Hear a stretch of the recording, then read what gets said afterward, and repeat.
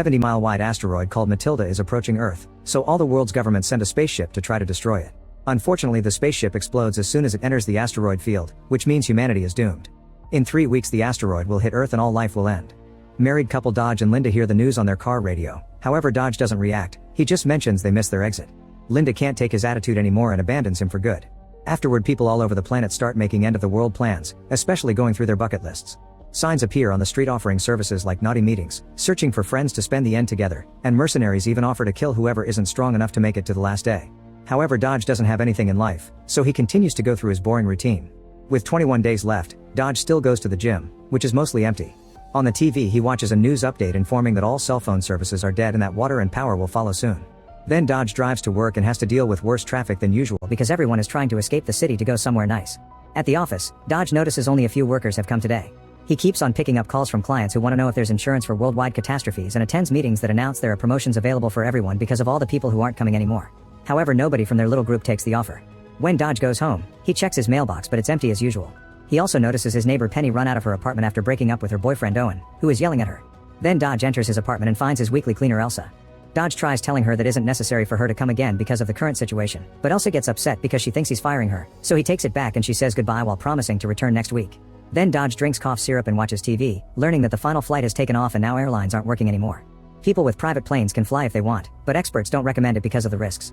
Before going to bed, Dodge finds a spider in the bathroom and gets ready to kill it, but in the end he decides to let it live. That night, the spider walks all over his face. The next morning, Dodge wakes up with multiple spider bites on his face. When he arrives at work, the body of a coworker who just saw a teenage boy who insults his parents before leaving and they just insult him back, not caring anymore. Her husband is finally taking out his very exclusive cigarettes and promises to share one with Dodge while Diane comments that she isn't surprised that Linda left him because she was never happy with him. This leaves Dodge in shock because he honestly never noticed. Diane insists on setting Dodge up with someone because he shouldn't die alone, and when Dodge refuses, her husband points out he won't die alone because the whole world is dying together. When the party begins, Diane still introduces Dodge to Karen, who has put on all the fancy things she rarely got to wear. She tries to make conversation with him, but it's very awkward and Dodge doesn't know what to say. During dinner, people share their plans for their last days, like visiting their family or doing things from their bucket lists. Karen says she wants to spend them with someone special while making flirty faces at Dodge. After dinner is over, the party truly begins and gets so wild that people are even allowing the children to drink. Karen dances while still flirting with Dodge, who tries his best to ignore her.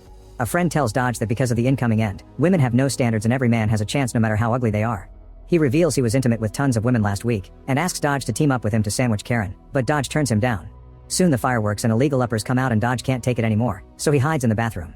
When Diane comes to check on him, she shocks him by thinking about his old life. While looking at a picture of his high school sweetheart Olivia, he starts to play the harmonica, only to stop when he hears a woman crying on the fire escape. Dodge checks on her and discovers it's Penny, who immediately hugs him as she cries her lungs out. She missed the last flight to the UK, and now she won't be able to be with her family during the end. Feeling bad, Dodge invites her in and shares his cough syrup, which has been mixed with vodka. In return, Penny offers some pot, which he turns down. Penny explains smoking is the only thing that helps her both sleep and wake up because she suffers from hypersomnia, which means she can sleep through everything, even the apocalypse. Then the duo watches TV together and falls asleep on the couch. The next day, Penny continues to sleep no matter how loud the TV is or if Elsa is vacuuming right next to her. Dodge pinches her nose and nothing happens, so he plays the harmonica instead. This finally wakes her up and she announces she's finally ready to go to her apartment. They go downstairs and Penny brings Dodge a pile of mail, explaining that the mailman always sent Dodge's things to her mailbox by mistake. This has been happening for years and she's been saving it all, but she never saw him around to give it to him. The only person she knew is Linda, who Penny thinks was Dodge's roommate because she always saw her very happy with a boyfriend.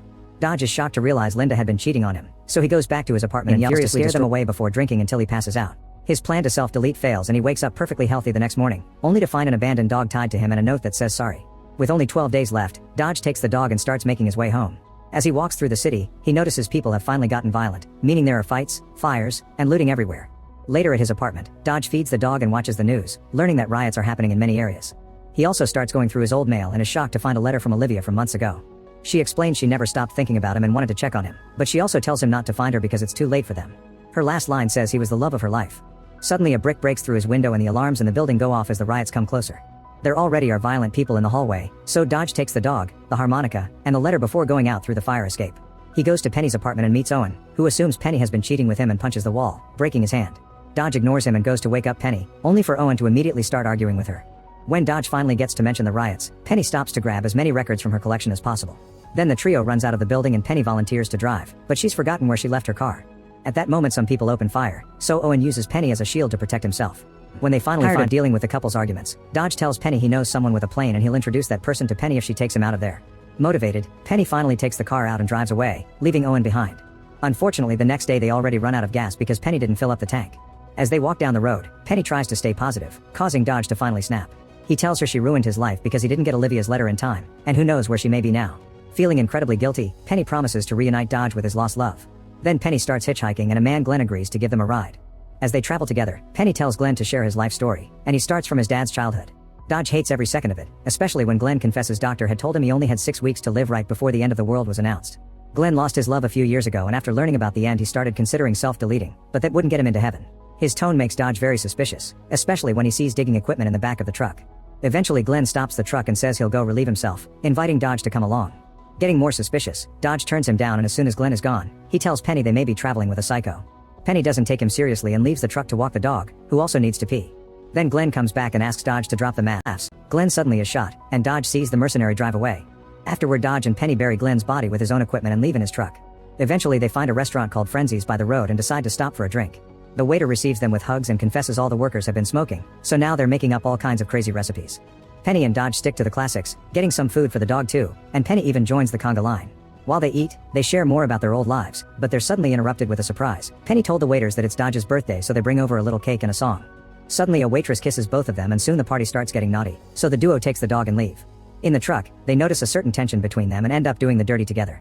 Later, Dodge feels guilty because of their age difference makes him feel like he took advantage, but Penny reminds him she's an adult who made a choice. Suddenly they hear sirens and are shocked to see a cop trying to pull them over. Penny wants to keep on driving because the law doesn't matter anymore, but Dodge doesn't want trouble and forces her to stop. Since she's smoking, Dodge takes her cigarette and hides it in his mouth, only to accidentally inhale some smoke. The cop comes over and lists was arrested for disturbing the peace with his "the end is here" sign. Penny has a breakdown because she's failing her promise, so Dodge hugs her through the bars and explains she didn't ruin his life because he already did that to himself a long time ago. As the cigarette finally starts kicking in, Dodge admits he has no family. His mother died of a terrible illness and his father left them. Then he plays the harmonica until they fall asleep. The next morning, a new cop arrives to take on his shift and immediately releases everyone. Unfortunately, he can't return the truck because it got impounded, but he does offer a ride. Penny remembers an ex lives nearby, so the cop drives them there. Dodge immediately gets jealous when he meets Spec, a former military man with a great body and his own bomb shelter, crowded with other military buddies. He's obviously still in love with Penny and offers her his satellite phone so Penny can finally call her family. She cries when she finally hears her parents' and siblings' voices and even gets to listen to her baby niece for the first time. While she's busty, Spec tells Dodge that only Penny is allowed to stay in the shelter, not him. Afterward, Penny asks Spec to lend her a car, refusing to stay. Spec agrees to do so but tells Penny to bring it back after she's done with her promise to Dodge. The duo continues to bond during their trip and eventually they make it to Olivia's childhood home, but nobody answers the door. Penny breaks the window to open the door and they find lots of food in the fridge, so they agree to spend the night there. Dodge finds a record player and Penny gets to listen to her old records. Then Penny checks a drawer and finds a letter from Olivia to her parents, which includes a return address. Dodge gets excited and they agree to go there the next day. That night, Dodge discovers Olivia wrote his name on her childhood bed, and Penny smiles at the old pictures of Dodge from an old yearbook. The next morning, they go to the address on the envelope and Dodge tells Penny to wait in the car. He goes to the house only to come back a few seconds later and drive away. Penny is confused as Dodge explains he didn't knock, he just left a letter. An argument ensues when Penny demands to know what has changed, causing Dodge to almost crash against a line of people. The duo leaves the car and follows the line to the local beach, where people are getting baptized. Finding the sight rather sweet, Dodge and Penny share a kiss and join the people on the beach, spending the day on a lovely picnic and befriending everyone. The dog gets to play with the locals as well. Dodge tries to teach Penny how to play the harmonica and she discovers it was a gift from his dad. Then the duo keeps on traveling and arrives at a house in the countryside. The guy with a plane is Frank, who happens to be Dodge's dad. Penny gives them some privacy and Frank tries to apologize to Dodge, who explains it doesn't matter anymore since the end is coming. However, Frank still tries to be nice and the three of them spend a lovely dinner together, to the point where father and son play the harmonica together. Once Penny falls asleep, Dodge carries her to the plane and tells her she's the love of his life before Frank flies off to the UK. Afterward, Dodge goes home with the dog. He finds a note from Karen and Elsa cleaning his apartment, so he finally snaps and tells her to spend the last days with her family.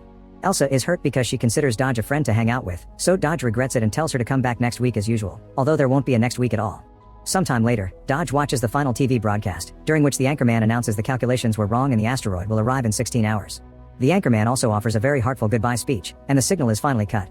Feeling sad, Dodge goes to Penny's apartment and begins listening to her records, remembering everything she taught him about them. He lies down on the floor and waits for the end, listening to music until the power goes out. Suddenly the dog starts barking and Dodge is shocked to discover Penny came back. She admits she woke up during the flight and made Frank take her back. After sharing a hug, they lie down on the bed together and confess their feelings for each other.